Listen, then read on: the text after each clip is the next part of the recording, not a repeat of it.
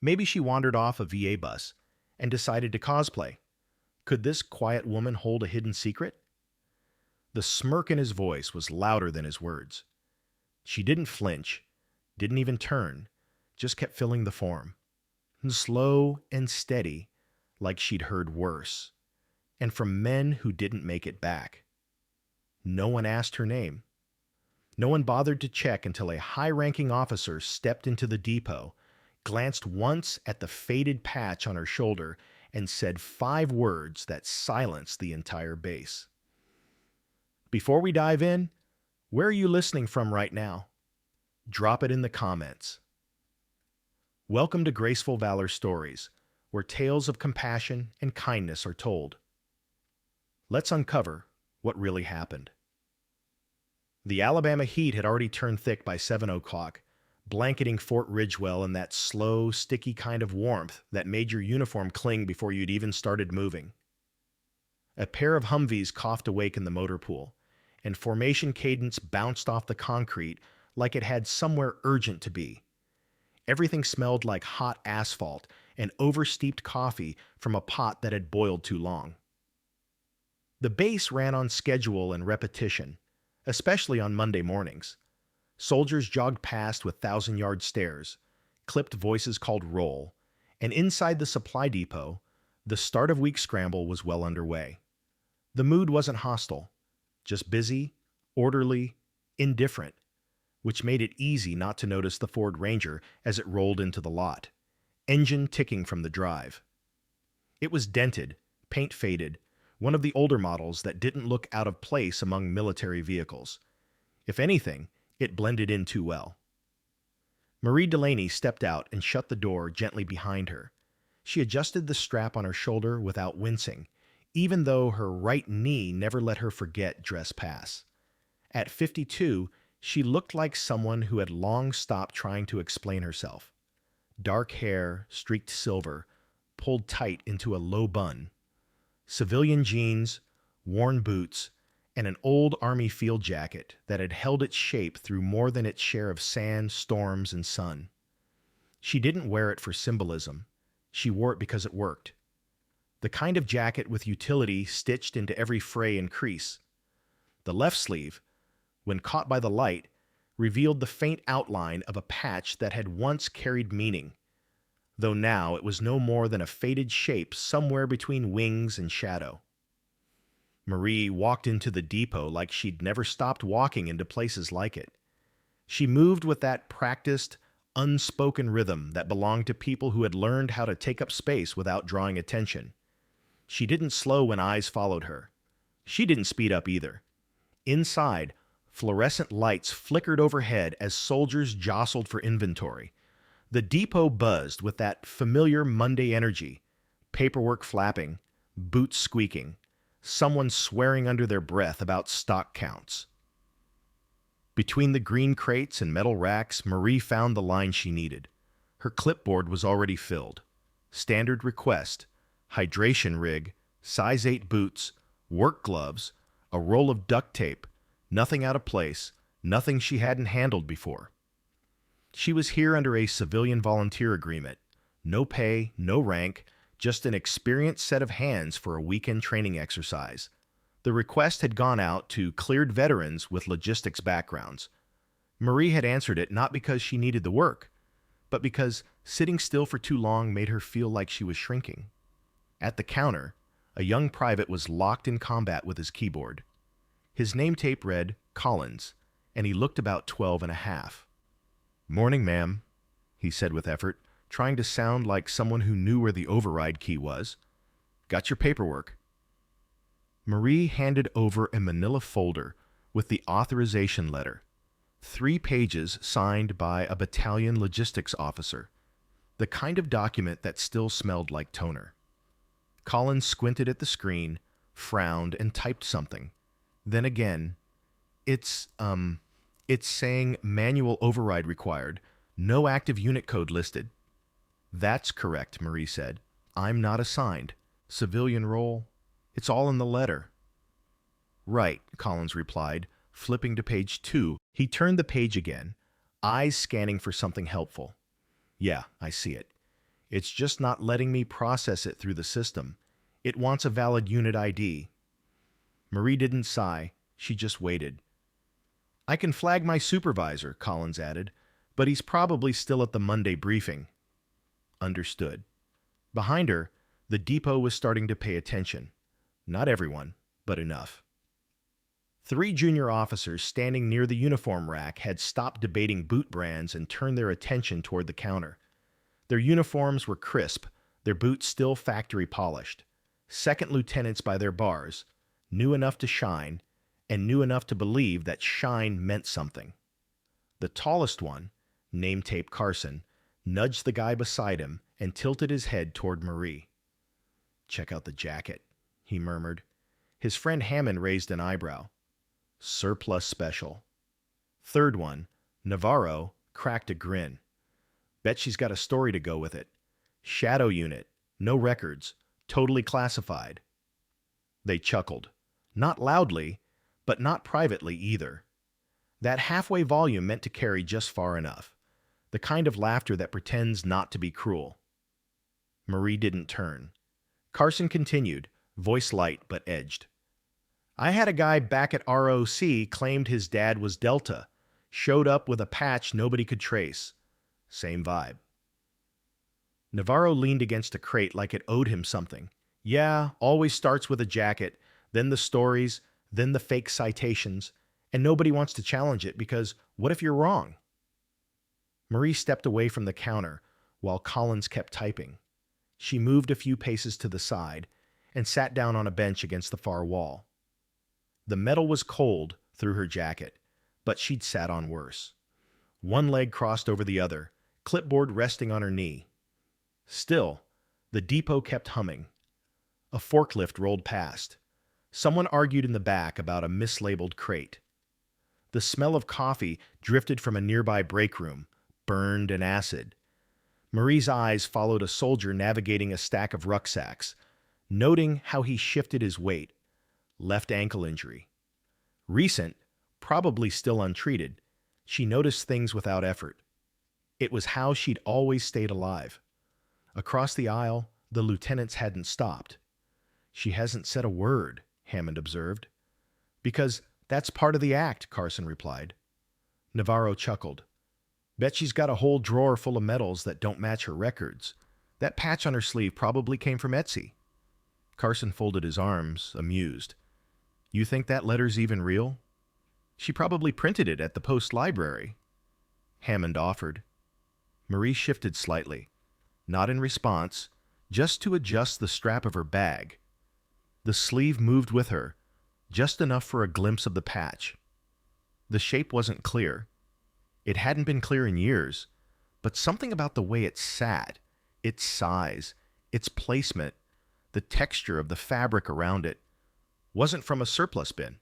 It wasn't cosplay. And one person noticed.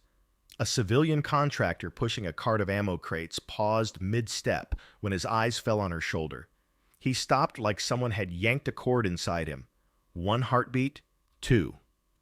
Then he turned and disappeared behind a stack of shelving, his pace quickening. Could this faded patch hold the key to her past? Marie didn't look up. The lieutenants didn't notice him at all. They were too busy explaining a world they'd never seen. "You know what the trick is," Carson said.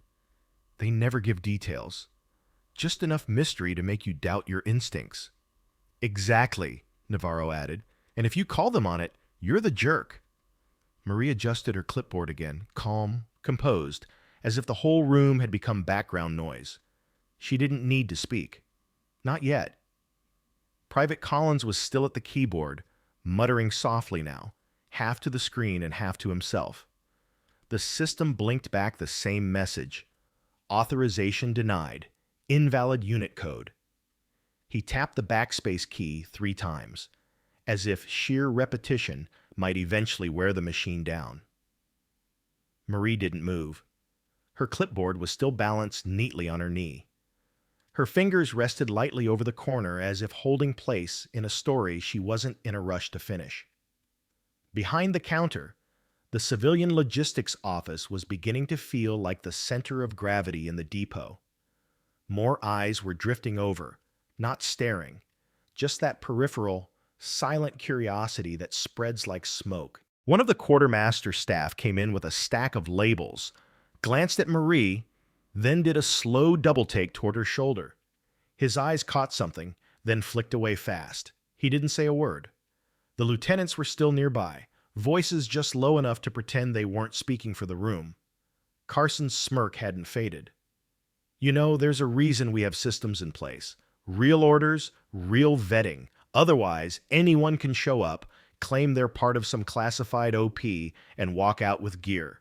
Especially when the paperwork's just a little too convenient, Hammond added, tone breezy. Navarro leaned in with a grin. It's always the same story. No unit, no rank, just vibes.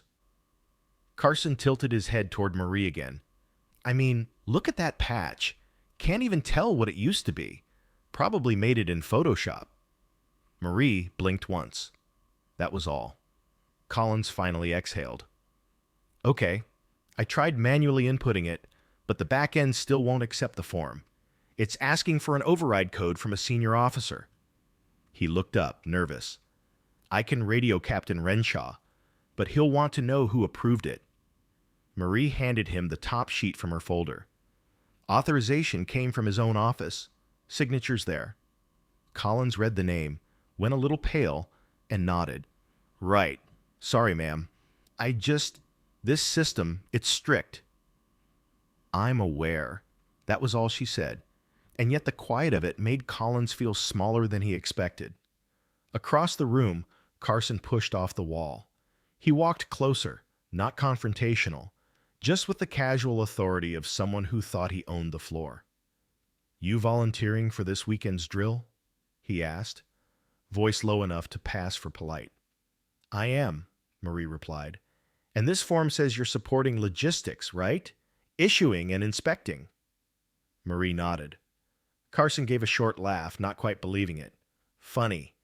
You'd think someone with that much experience would know the system won't run civilians without a unit code, or that jacket isn't considered regulation anymore. Marie turned her head slightly, not enough to fully face him. I'm not asking the system to recognize me, just the authorization that came from your chain of command. Hammond stepped up next to Carson, arms crossed. You always carry old unit patches, or just when there's an audience? Navarro joined, lingering back but watching with the comfort of someone who knew he wouldn't be called on to answer for anything. Carson gestured toward her sleeve. Just curious, what was that unit anyway? That patch is so faded it could be anything. Looks like a cartoon wing. Marie finally looked at him. Not sharp, not cold, just measured. Echo Response Group, she said. 519th.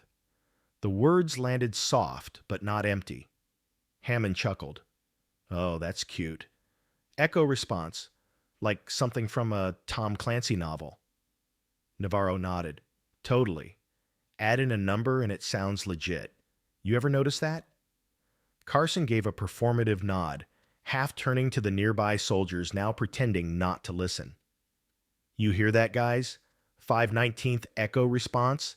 That's the one that shows up in all the conspiracies. Black ops with no paperwork. Save the world. Left no trace. Marie didn't flinch. She had heard this kind of tone before, usually right before something fell apart in the field. She leaned slightly forward, placed her clipboard gently beside her, and adjusted her bootstrap. As she did, the cuff of her sleeve shifted again. This time it caught direct sunlight from a side window, and something shimmered there. Something not quite fabric, not quite thread. The outline was frayed, yes, but it had the unmistakable geometry of something once regulated. A patch that had followed a specific cut used only in 3 units between 1996 and 2007, one of which no longer existed. One of the base contractors, a forklift driver from munitions, turned the corner mid-roll and froze when he saw her. His hands paused on the wheel, his lips parted, and then, without speaking, he reversed course and vanished behind a shelf. Navarro saw him go. Someone's jumpy. Hammond shrugged. Probably realized we're out of duct tape again. Carson, though, was still staring at Marie's shoulder. He didn't recognize the patch, but he recognized the feeling in the room, the slight hush, the way things began to tilt without warning. He looked at Marie again, this time quieter. "And when exactly were you with the 519th? Marie didn't blink. "From Kandahar to Black Dune, then Jures Pass." Silence. Even Hammond didn't offer a wise crack. The air in the depot shifted, a kind of pressure drop. The way things feel before a storm or just after someone says something that shouldn't be true but is. Could this silence hide a heroic truth? Collins, still at the terminal, suddenly looked like he wanted to be anywhere else. Navarro tried to salvage the moment. "Dress Pass isn't that." He stopped, because in that instant, someone else entered the depot. Not loudly, not with announcement, just presence. Brigadier General Samuel Rohr was not a tall man, but the silence moved with him as he stepped through the doorway. His dress shirt sleeves were rolled to the forearm, clipboard in one hand, coffee in the other. He looked like he'd come by on routine until he saw Marie. He stopped mid-step. His eyes went directly to her left sleeve. He didn't blink. He didn't speak. Then slowly, he walked across the depot floor without acknowledging anyone else. Past rows of crates, past a stack of MREs, past the 3 lieutenants who parted like mist. He stopped 2 paces in front of Marie. "You still wear it," he said softly. Marie nodded once.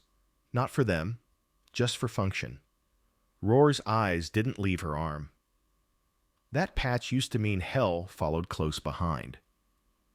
"I remember," Marie said. He looked at her fully now, and for a second, none of the junior officers moved. None of them breathed. "You were with Echo," he said. "Yes, sir. You ran the pullout from Sector 9. You brought out 4 of my men." Marie didn't respond. Rohr nodded again.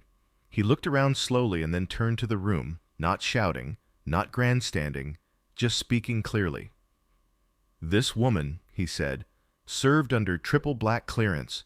No records, no commendations, no citations. But if she hadn't been there, I'd be listed as MIA on a wall no one visits." You could hear someone drop a pen in the back. Marie stood finally. She didn't adjust her jacket. She didn't say thank you. She didn't need to. No one moved. The forklift, halfway through its turn behind the supply racks, had gone still. The coffee machine in the corner finished its drip and released a final hiss. Even the radio, always murmuring in the background, seemed to have gone mute without being touched. Brigadier General Rohr stood in front of Marie as if he'd known exactly where she'd be. His voice was even, but every word carried weight like steel pressed into the air. "You were with Echo," he repeated, not for confirmation this time, but for the sake of everyone else in the room.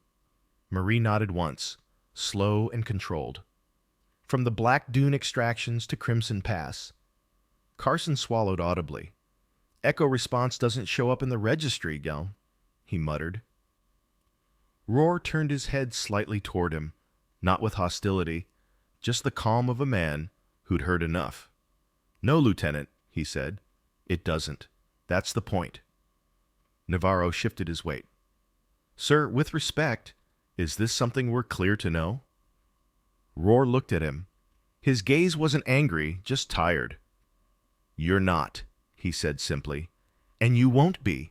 But what you are allowed to know is that Sergeant First Class Marie Delaney pulled my unit out of a firestorm that never made the headlines. She didn't just follow orders. She improvised under blackout protocol and got 6 of us home." A slow murmur rippled near the back of the depot. It wasn't loud, but it was enough to remind everyone they'd been listening. Marie remained still. Her hands were folded loosely at her sides. She hadn't smiled. She hadn't corrected a single detail.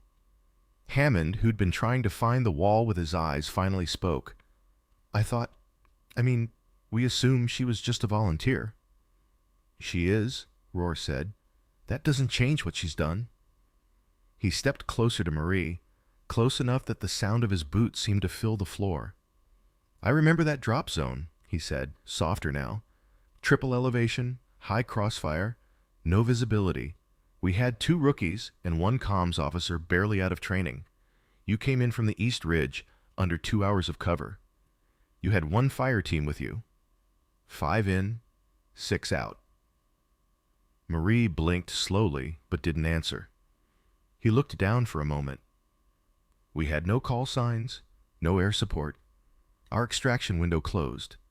We radioed anyway, even though we were told no one was left. His voice cracked. Not much, just barely. But you answered, stand by for dust. That was it. That's all you said.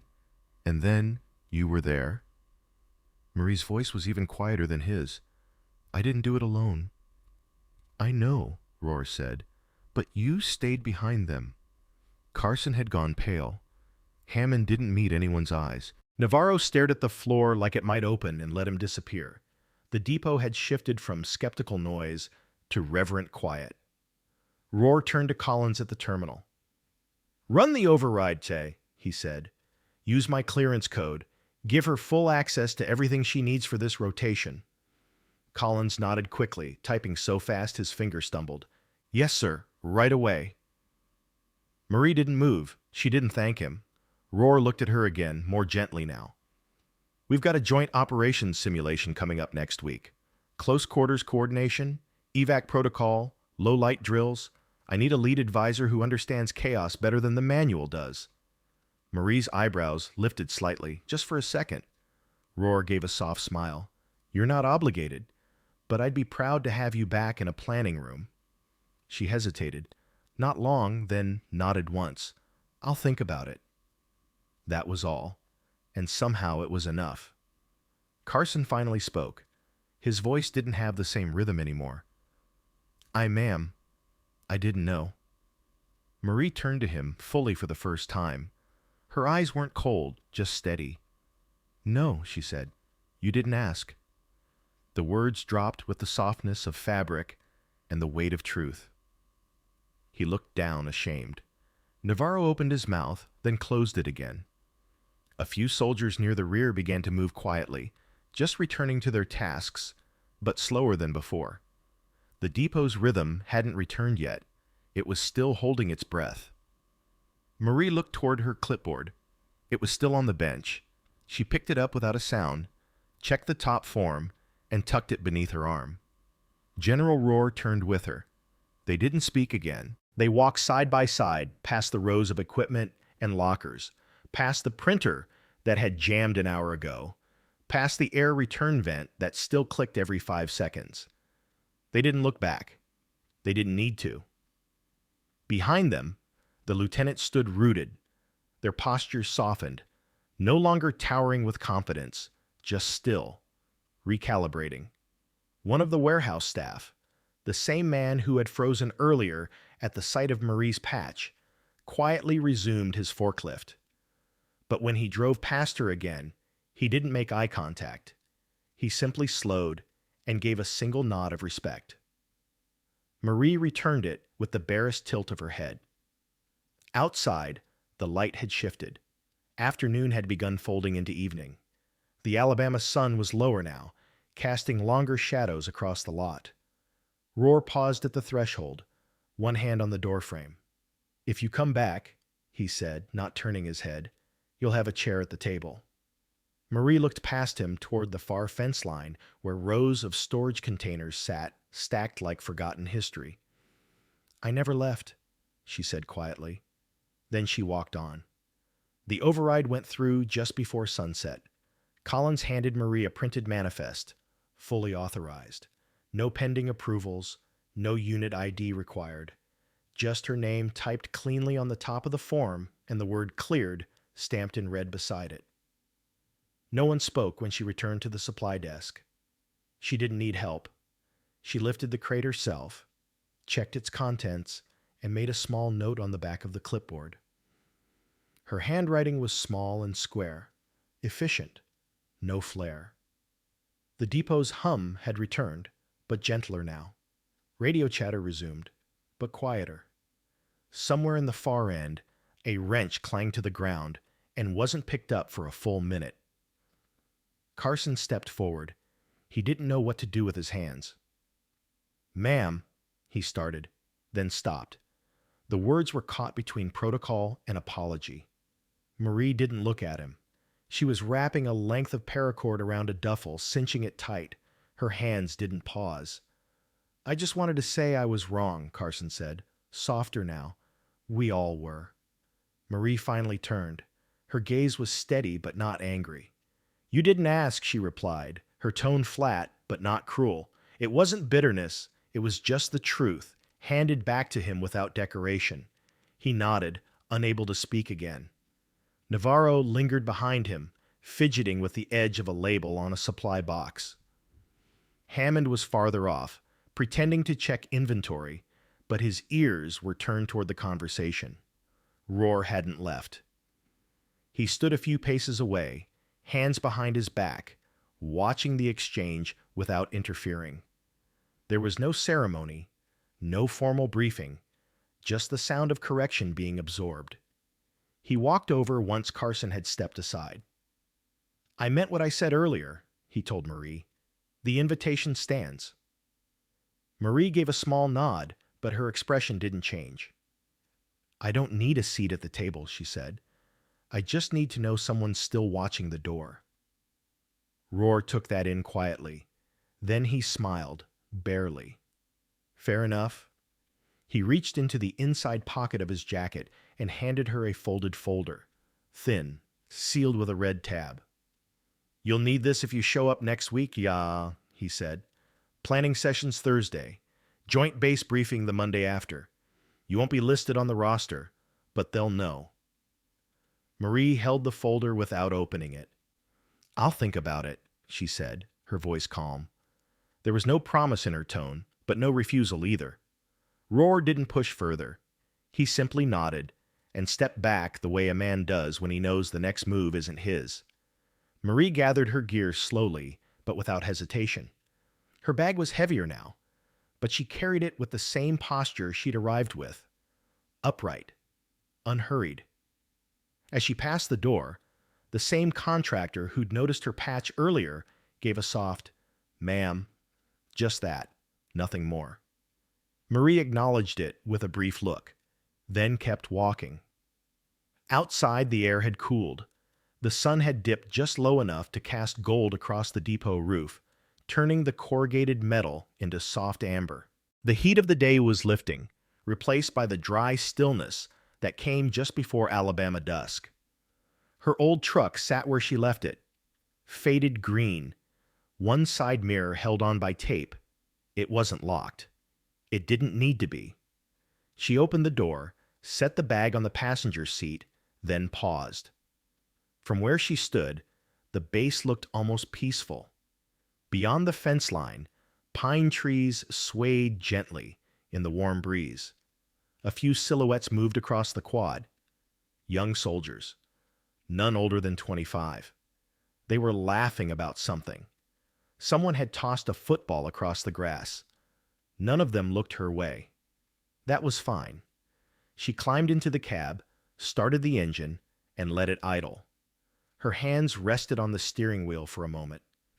Then she reached into her jacket and pulled something small from the inner pocket.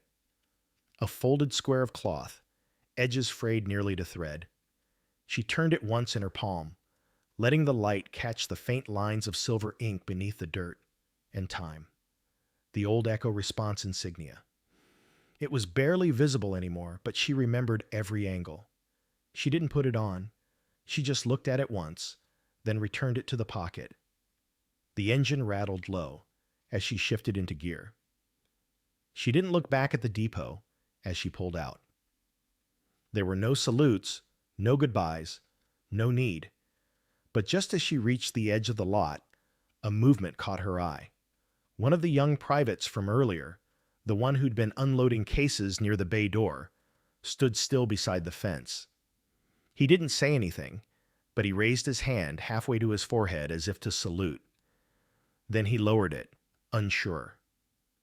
Marie didn't respond, but her eyes met his just for a second. And in that moment, she saw something different. Not awe, not apology, just understanding. She drove on. The road from Fort Ridgewell curved east through the trees. The asphalt was rough, patched in places where roots had pushed upward. There were no signs marking her path, no names written down, no escort, just the hum of tires on worn pavement, just the fading light across the windshield. Marie didn't check her rearview mirror. Whatever needed to be seen had already been seen. And what remained, what mattered, was quiet now. Subscribe to Graceful Valor Stories, where quiet strength is celebrated, and every hero's story finds a voice.